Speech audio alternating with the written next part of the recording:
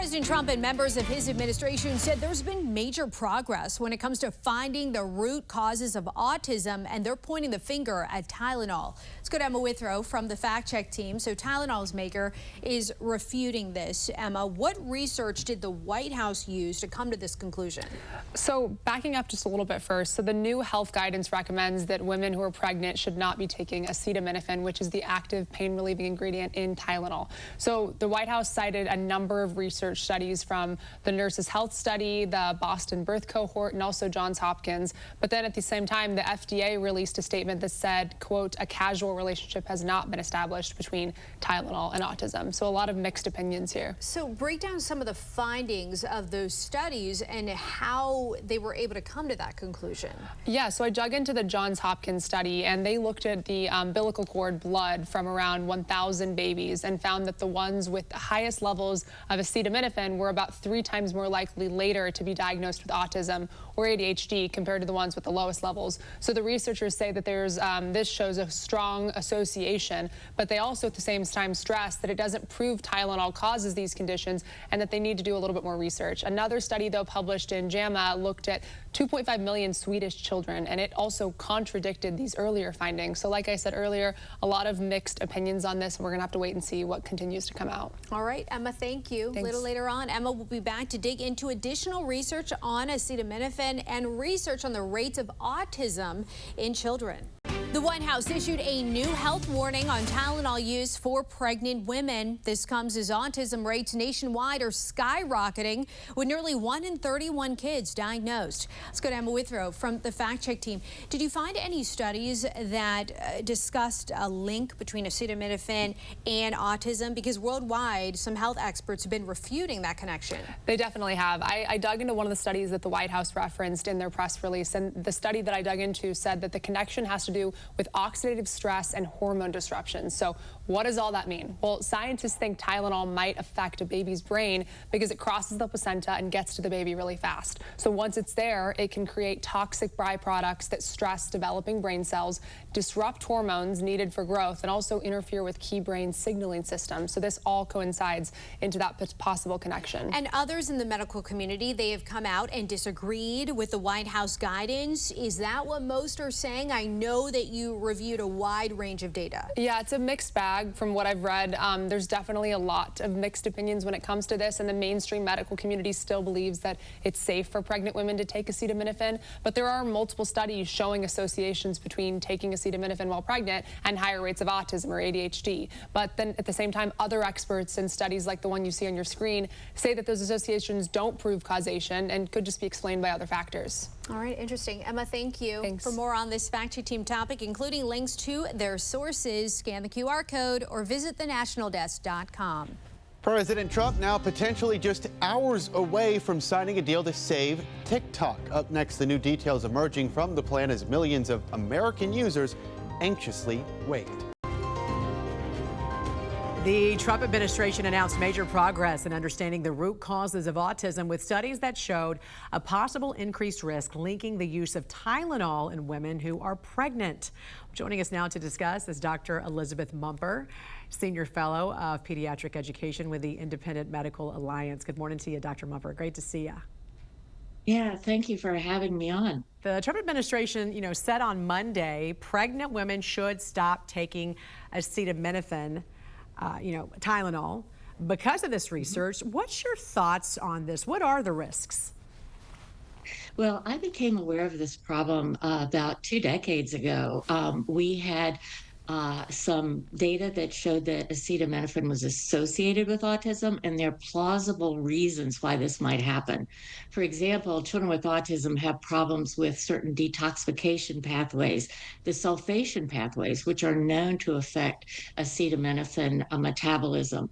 Also, women in pregnancy are low on something called glutathione, which is very important for detoxification and as an antioxidant, and Tylenol reduces that also. And then there was also research that certain toxic metabolites of the Tylenol itself could actually affect the fetus in utero. So as a result of that, I have not been recommending acetaminophen since about 2003. The research is mixed. There are over 6,000 studies looking at it. Many say there's an association, some do not. I think it's very important to look at confounding factors and also to really look at what the plausible mechanisms might be. In my practice, my rate of autism was 1 in 297 at a time when the national rate was 1 in 50. So I think that's kind of a proof of concept that limiting Tylenol, which was one of the things that we did, could actually be as helpful. I don't want people to think acetaminophen is the only contributor or cause. Yes. I was going to ask you about that because even just a cursory look online, there's one thing that many doctors, many scientists can all agree on, and that there is a genetic component, correct, that can make a child more prone to develop autism. Yes. So, despite the relatively small number of children with autism who have a classic chromosomal defect, there are a lot of genetic changes. We call these SNPs, or single nucleotide polymorphisms. These are small changes that might affect the inflammatory pathways or the immune pathways or the detoxification pathways. And we can now identify this with blood work to see which children might be at higher risk. The other thing that I was so glad to see during the hearings was that the administration talked about listening to the parents, because I've evaluated over 600 children with autism, and about 23% of the parents identified the MMR vaccine as a trigger to their child's regression. That doesn't mean that that's the only trigger. And I just think that we need to take this very seriously.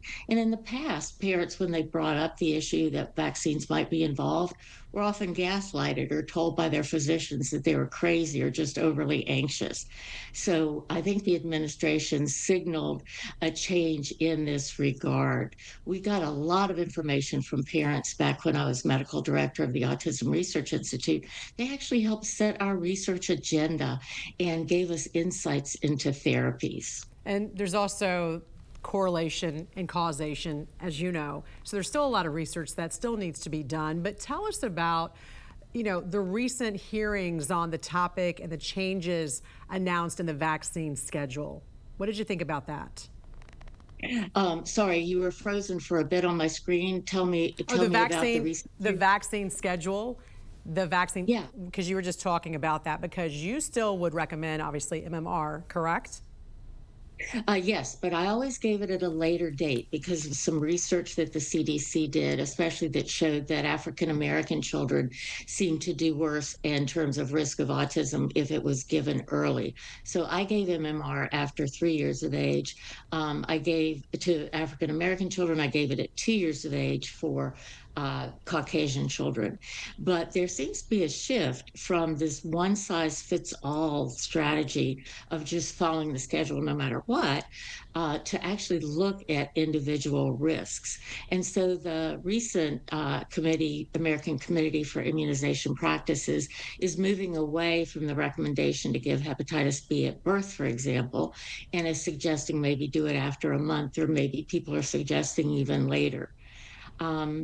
So they're reconsidering these sort of standard recommendations to take into account parental choice, individual risk factors, and individual benefits to particular patients. And I think that's a move in the right direction. Doctor, great talking to you this morning. And to learn more about this issue and some resources that can be made available to you, all you have to do is visit imahealth.org.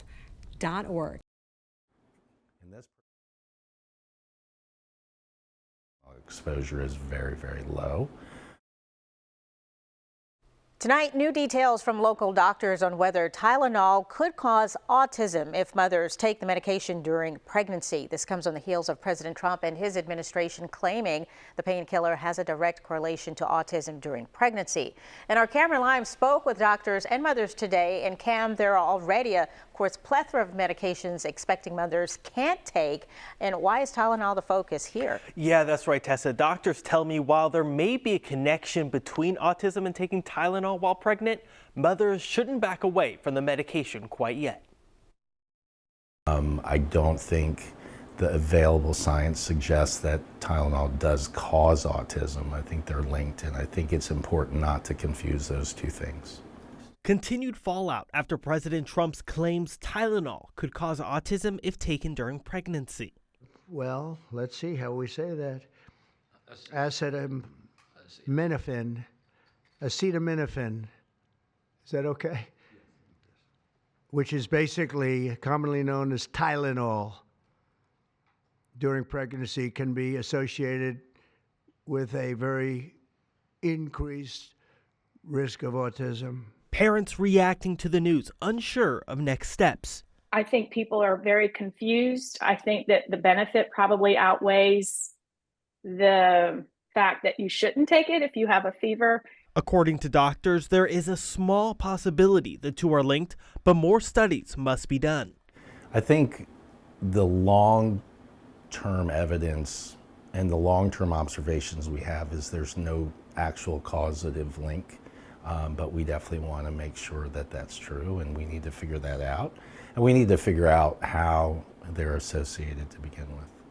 According to Pruitt, we are seeing more cases of autism now than in the past because of further research done on the subject. And I think the numbers of the diagnoses have increased because I think we're aware of a lot more, and there's a lot of parameters that are out there that probably weren't around. According to experts, if you are curious about taking Tylenol during pregnancy, talk to your doctor. You can bounce those questions off of them, and it's best to discuss those things with your doctor. Tylenol has released a statement in regards to the president's comments saying, quote, "The fact remains unchanged. Over a decade of rigorous research endorsed by leading medical professionals confirmed there is no credible evidence linking acetaminophen to autism." And ahead tonight, hear from parents who disagree with the president and what their advice is for parents. Working for you, Cameron Limes, News 4. Your breaking news and weather authority. This is 13 WHAM News at 11. Tonight, local health officials refuting President Trump's claims regarding acetaminophen and pregnant women. Don't get distracted with things that people are saying that seem rather convenient or don't seem true or not backed by science. President Trump saying the use of acetaminophen, the main ingredient in Tylenol during pregnancy, could be linked to a higher risk of autism. Good evening. I'm Karen Edwards. I'm Matt Malloy. The President and Health Secretary Robert F. Kennedy Jr. recommending that pregnant women limit using that drug. As 13 WHAM Stephen Pappas explains, many health officials say the announcement comes with no scientific backing. Stephen?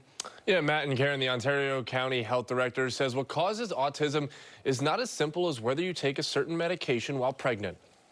Local health experts are pushing back after a controversial announcement by President Trump and Health Secretary RFK Jr. on Monday. So taking Tylenol is not good. All right, I'll say it. It's not good. You know, the way I look at it, don't take it. Don't take it. There's no downside in not taking it. So ideally, you don't take it at all, but if you can't tough it out, or if there's a problem, you're going to end up doing it. To think that autism is caused by one thing is really naive, and it's just wrong. Autism is a complex disease. The president says the FDA will start notifying physicians immediately to stop recommending the drug acetaminophen to pregnant women unless in the case of high fever and would pose a risk to the fetus, linking it to an increased risk of autism. I think people think that pregnant women are just like popping Tylenol 3 times a day. That would be very rare. I worked in OBGYN for 14 years, and women tried so hard not to take medications during pregnancy.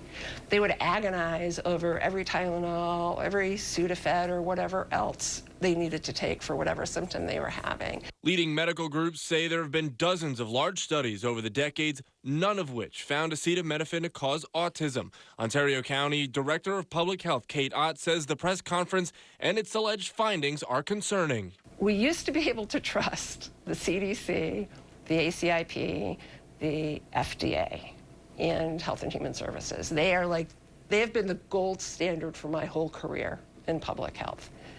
We can no longer trust them explicitly. The Monroe County Department of Public Health also releasing a statement refuting the president's remarks, referencing a 2024 study of nearly 2.5 million people that does not support a causal link between acetaminophen use during pregnancy and autism. Ott says she trusts Tylenol for pregnant women. If I had a pregnant person in my life, I would have no qualms about them taking it. In some instances, it's more dangerous not to take medication. So an early pregnant person, particularly with a fever, needs to treat that fever. The Department of Health says it will launch a nationwide public service campaign to inform families and protect public health. It will also initiate the process to change those safety labels on the drug. The company that makes Tylenol saying today that it strongly disagrees with the White House's claims. Matt, back to you.